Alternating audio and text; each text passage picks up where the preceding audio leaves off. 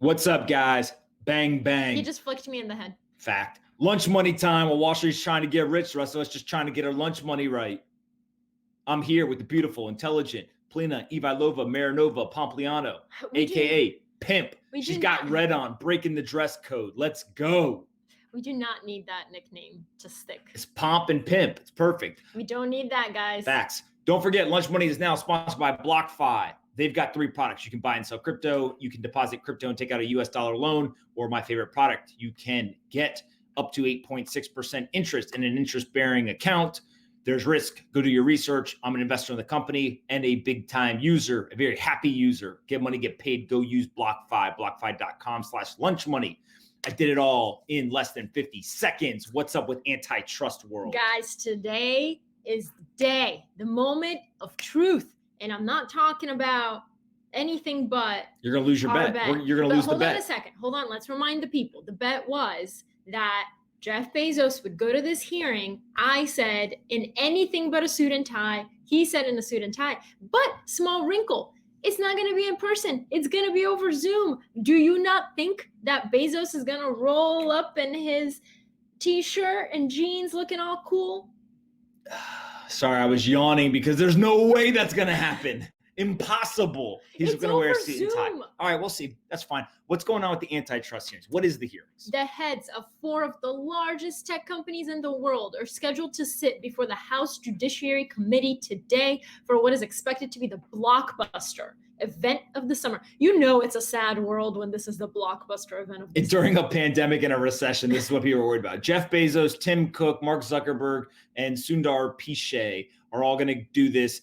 It's over Zoom. It's going to be super weird. I don't think it's going to be anywhere near as intense as it normally would be because it's remote over Zoom. All the politicians are going to be like, wait, can you see me or am I on mute? Well, and also like they just had AG Barr in front of the Attorney General Barr in front of a hearing in person. So I don't understand why they can't have these people come in person. They all have private jets, like they can just fly there. And ultimately, there's incredible irony. I just tweeted it before we started this, which is that the U.S. government, which is the greatest monopoly in the world, is going to be grilling entrepreneurs about monopolies. Like it's just so hypocritical. I can't wait to. Let me tell you how exciting dinner at our house is. Last night, we ate dinner quietly with the laptop open, reading the comments that Jeff Bezos will say in the front opening of remarks. The opening remarks. It's a fantastic piece. I highly suggest reading it. I wouldn't have written it that way, but that's just me. But call me Jeff. So many things. He starts with his mom's experience. I would have ended it with his mom's experience. It's a nice little circle. He's all over the place. I don't like it. Guys. Disagree. Okay. He starts with his family and he ends with his family. But it is interesting how all these guys are trying to, how they're trying to position themselves. So Jeff Bezos is all about, this is the quintessential American company. I started from nothing. Here's what I've built. Then there's Facebook. Zuck is trying to play on the angle of, we're an all-American company, trying to go again, like hard at TikTok, which is, Chinese ties. So it's very interesting. What's going on with MacKenzie Scott, a.k.a. MacKenzie Bezos? Ex-MacKenzie Bezos. MacKenzie Scott. Yeah, you better not leave me. I'm going to change to Pim real quick. MacKenzie Scott was the former wife of Jeff Bezos. So, Jeff Bezos handed her $30 billion. Yep. And Jeff Bezos is still the richest guy in the world. I don't care. But you know what she's done with that $35 billion? She's made so far a $1.7 billion donation across 116 organizations. False. What? This isn't with the $30 billion that Jeff Bezos gave her. Oh, wait, I think she's made another like $36 billion I thought that was off the stock. And he gave her a 4% stake that was worth about $35 billion at the time. It's currently estimated to be worth almost $60 billion. That's her net worth. What do you? Every single dollar of her net worth is from the stock that Jeff Bezos gave. I don't think so. I think she's a very She was a very successful writer and novelist. Do you think that she made more than $10 million as a writer and novelist? Absolutely. Okay. So, by the way, that's fine.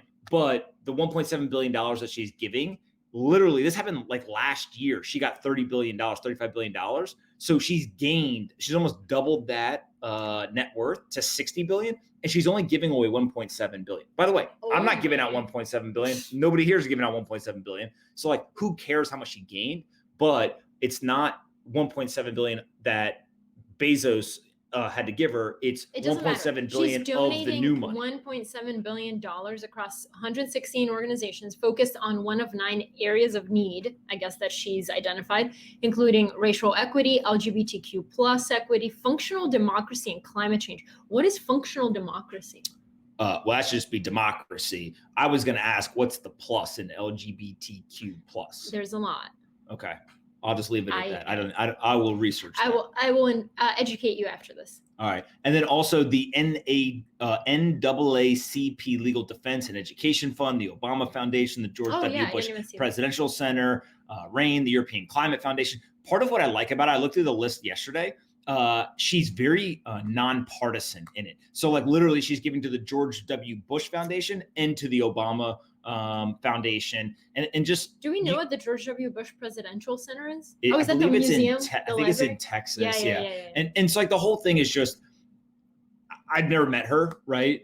Everything I've read online and things like this, like she seems like a pretty cool person and genuinely wants to make a difference. And now she's got $60 billion and she's probably going to have an impact. So one story I remember, and correct me if I'm wrong, I may be misremembering it, but it was something along these lines.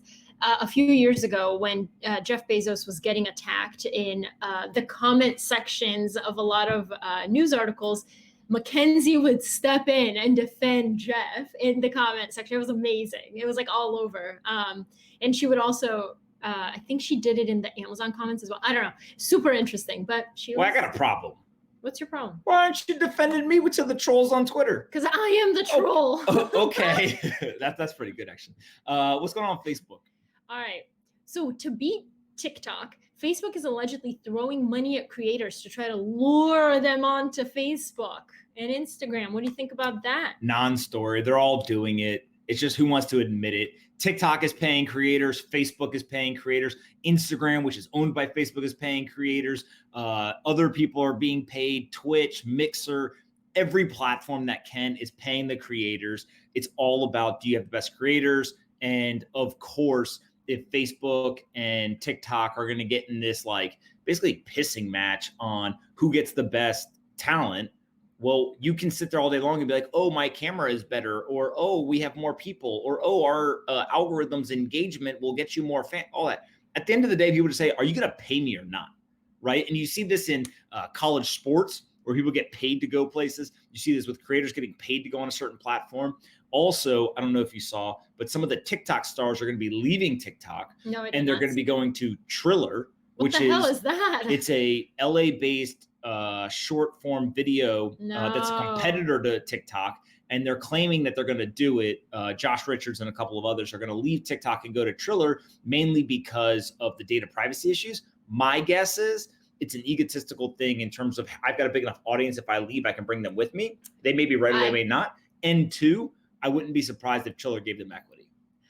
I do. It does not matter unless Charlie D'Amelio, Addison Rae, and Dixie leave TikTok to do that. I just, all those little ones. Josh Richard, I don't even know who that is. I think he has 20 million followers on TikTok. That's nothing. Charlie has like 80. He's got more than Dixie does, I think. Come on. All right, but here's isn't it good that I know I'm in the know of all of these little kids running around on the internet? That's really creepy. Here's a small wrinkle in the Facebook TikTok drama. TikTok CEO Kevin Mayer is accusing Facebook of using patriotism as an unfair way to attack the Chinese-owned consumer app because in his opening remarks, Zuck calls Facebook as being a proudly American company. So Kevin Mayer of TikTok said, TikTok will welcome competition. We think fair competition makes us all better. But let's focus our energies on fair and open competition in service of our consumers rather than maligning attacks by our competitor, namely Facebook, disguised as patriotism and designed to put an end to our very presence in the U.S. They are salty, just like you. By the way, he's just saying the facts. You're owned by a Chinese company. People forget that for hundreds and hundreds of years, countries operated based on we want our country to win and we don't want other countries to succeed, right? It is only recently with the internet and things like that where this globalist mindset really kind of took hold. But people really out of necessity and safety and economic stability were very nationalistic, right? If you think back just one generation, there's an entire generation of people that are 50 plus years old in this country, and they absolutely believe in the American ideals, the American ethos. They identify as American, and they are anti anybody who's coming for the American way of life. But that's 50 years plus, right? They're over the age of 50. Right. Yeah. But again, why is that changing? Because it's becoming a much more global world. Is that a good thing? I would argue. Global over here. Come on. I would argue. I'm gonna flip around on the table on both sides. So one would say that in our desire to become a more globalist society and economy, we have outsourced all of our manufacturing and supply chains, all this stuff all over the world. And something like the global pandemic immediately reminds us, wait a second, resiliency in some cases is more important than efficiency, right? I did a whole podcast with Chamath Palihapitiya on this.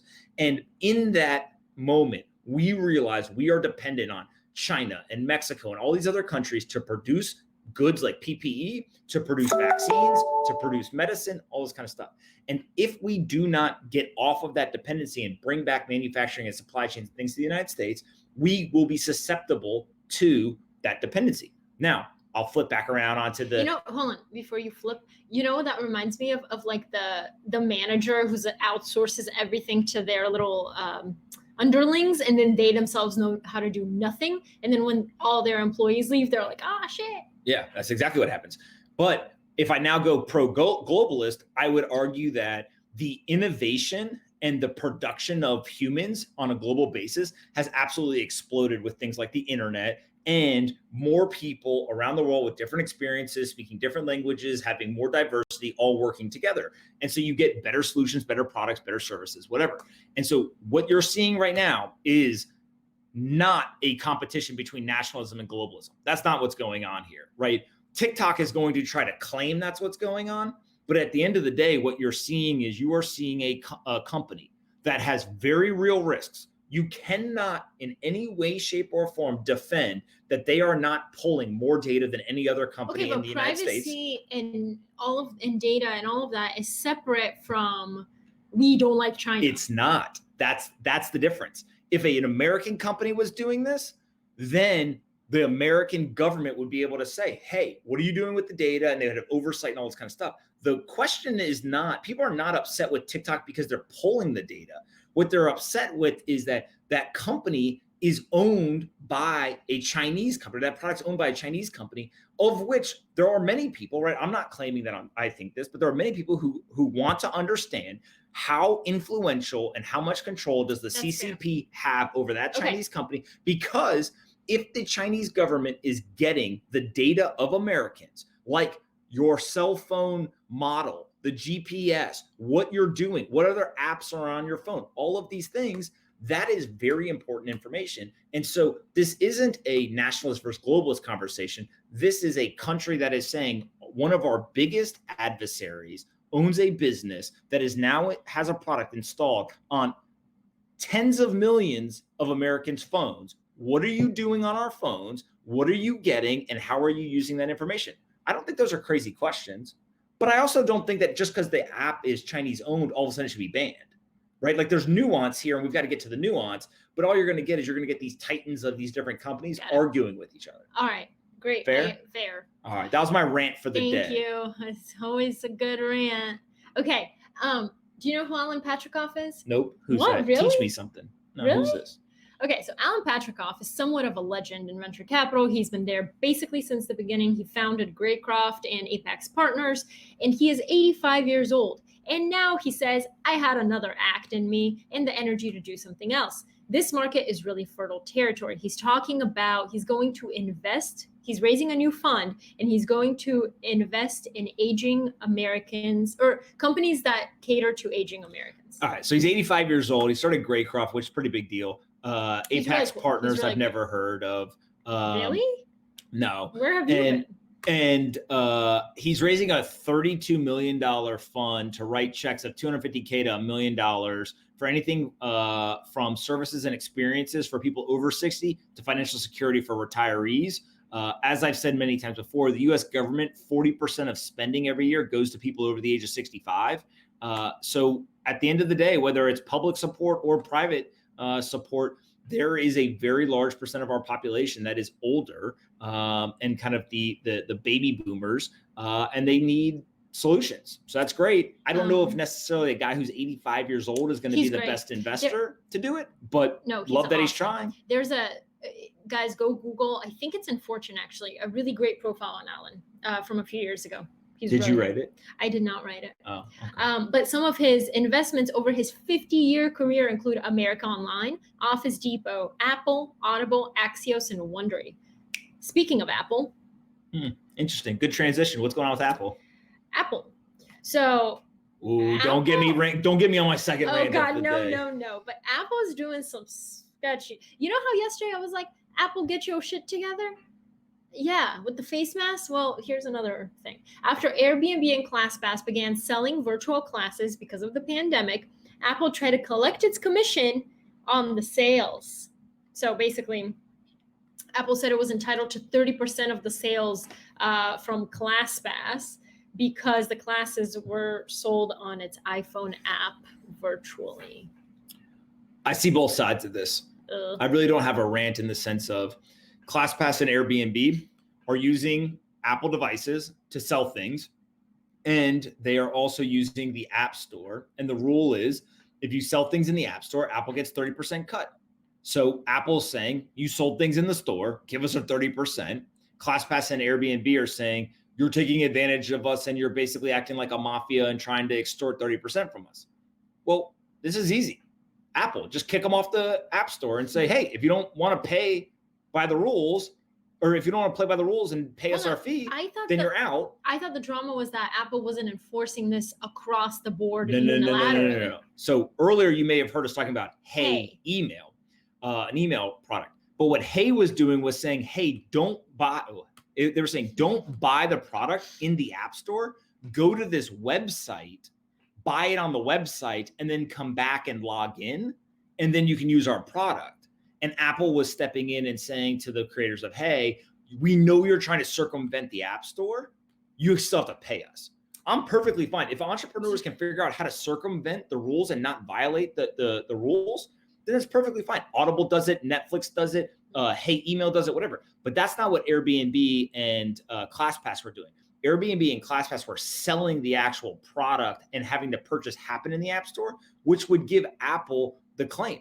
Now, Ben Thompson has a great point where he says Apple basically thinks if you use an iPhone to conduct commerce, they should get a cut. Hold on a second. But do we think that this is a good, aside from whether they're right or wrong, is this a good look for Apple as Tim Cook goes into this antitrust hearing today? Yeah. Bullying small what if I was Tim Cook, what I would say is Airbnb wouldn't be alive, and neither would ClassPass if it wasn't for Apple. They wouldn't have a business. Right, but does it give you the right to bully them into submission over time? No. You agreed. You signed a contract with us when you put your app in the App Store. And so when you agreed to put your app in the App Store, you agreed to a contract. So if anything, the people who are acting badly here, right, are the ClassPasses and Airbnbs who don't want to pay. Now, again, it's because they actually did the payment. If for some reason they had said, hey, you know what, we want to do this in the app, but you've got to go pay somewhere else, that's fine. Audible did this for years. Netflix did it for years. No problem. Yeah. So I was just thinking, if you were at that hearing, it'd be so hilarious because you'd like argue over like the tiniest little nuances and like the details and the semantics. Like when we have an argument, this is how it would go. No, this is how it would go. I'd be like, you called me a bad mood bear. I am not a bad mood bear. I don't think I ever said that. Yes, you did. And then he would say, I didn't call you a bad mood bear. I said you were a bear in a bad mood. No, the way our arguments normally go is I say you're acting stupid, and then you'll be like, you called me stupid. I said, no, I didn't call you stupid. I said, you're acting stupid. There's a difference. For the record, he's never said you're acting stupid. So now I'm very curious if you think I'm acting stupid. Or you're being dumb. And she said, you called me dumb. Like, no, I said you're being dumb. I didn't say you're dumb. I said you're being dumb. This is not making you look good for the record. No, it's completely fair. Somebody can act a certain way, but not be that way. Of course they can. Even the nicest person in the world, like you could literally be the nicest human in the world and be an asshole for 30 seconds to somebody, but because you were an asshole doesn't make you an asshole. Okay, car emotions. What's up with so car now emotions? All these cars want to install, actually some of them already do have this technology. The cars are thinking for themselves now? Yes. In the car, there is emotion. There's AI that reads your emotions while you're driving. And so automakers basically market the systems as safety features. If a car can detect that a driver is angry or looking at their phone immediately before a crash, these companies reason the onboard AI may be able to offer a warning the next time it sees similar behavior. Or if it can determine how a child is positioned in the back seat, the car might deploy airbags more effectively in the event of a collision. I don't know. This just seems like more spying and a breach of privacy to me. I like it. Really? Saves lives. You're being dumb. But I'm not dumb, but I'm being dumb. No, it saves lives. Car accidents are still, I think there's like 80,000 people a year who die in car accidents or some crazy number like that. And if there's a way to, one, prevent distracted driving, and two, also to do things like save children if the airbag gets deployed, whatever, you can do it in a very safe way in terms of the data not being exposed. Okay, but you'd be okay giving your facial data. You won't even come into the Amazon store with me. I've never been in the Go store. Amazon Go, I ain't going in there. You ain't getting my face. You'd be okay giving your face to some automaker. Yeah, but I think that so a great example would be Tesla. If they did this, I would much rather give the data to Tesla and have it only reside on the hardware of the car. But how do you know? How do you know they're not going to sell it? How do you know what they're going to do with it? Well, that would be part of the analysis you'd have to do, right? Is like Apple. The reason why people are comfortable giving Apple the facial recognition stuff is not because you. Yeah, I don't give them mine either, but is because it's local to your device. Like Apple servers never gets the actual. I don't trust it, data. but my face is all over the place. You don't have to trust it, but I'm just saying that's the logic. All right, are you ready for my joke? Is this a good one? Yes. Did you find this joke, or did somebody submit this? Always joke? A good one. No, but there's one that got submitted that was really good, and now I forgot it. All right. Well, what is your joke? Okay. Not funny. What do you call it when one cow spies on another? When one cow spies on another? Yeah. Moving? No. What? A stakeout. A stakeout. You cannot laugh at that. Oh my God. The people are going to like this. They get mine. What is one cow? What is it? What do you call it when one cow spies on another?